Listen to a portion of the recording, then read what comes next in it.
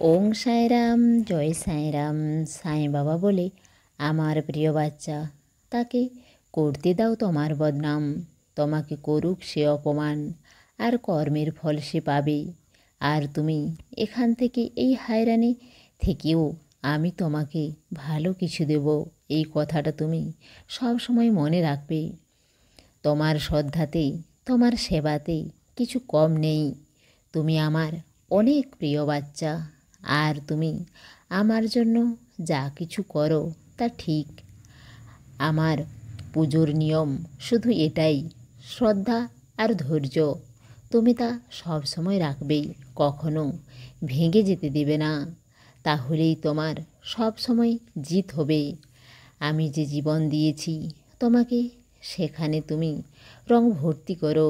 যা দিয়েছি তা নিয়ে খুশি থাকো। সন্ন্যাসী হওয়ার চেষ্টা করো না। তুমি দেখো, তোমার অনেক কম পয়সাতেই তোমার সব কাজ করিয়ে দেব।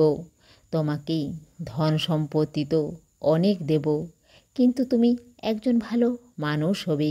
তুমি এই রকম পরিবর্তন হয়ে যাবে, একজন সরল সাদাসিধে মানুষ হবে, বাইরে থেকে আর ভেতরে থেকেও। কারণ যতই সরল সাদাসিধা থাকবে, ততই জীবন সহজ হয়ে যাবে। যদি তুমি খাবার না পাও, তো তুমি বুঝে নিবে যে তুমি যা খাও, তো তোমার সাঁইও সেটাই খায়। আর তোমাকে যা কিছু দিয়েছি তা তোমার বাবার আশীর্বাদের ফলেই দিয়েছি।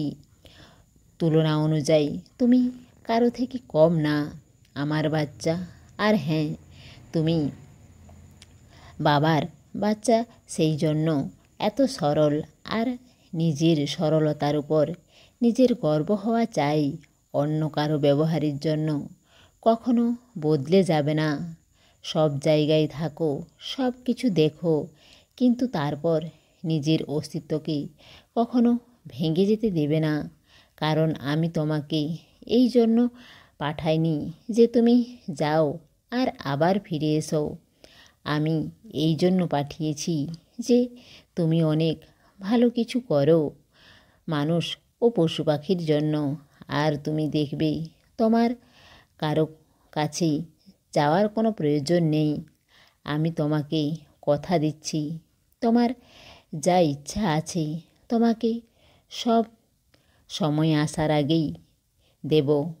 তুমি খুশি থাকো আমার বাচ্চা, ভালো থাকো। তোমার সাঁই বাবার প্রেম আর আশীর্বাদ সব সময় তোমার সঙ্গেই আছে। ধন্য ধন্য সেই ভক্ত অনন্য, আমি ছাড়া যার নেই কেউ অন্য। সমস্ত সাঁই ভক্তকে অনুরোধ, কমেন্ট বক্সে ওং সাঁইরাম বা নিজের কোনো প্রার্থনা লিখুন। ওং সাঁইরাম, জয় সাঁইরাম।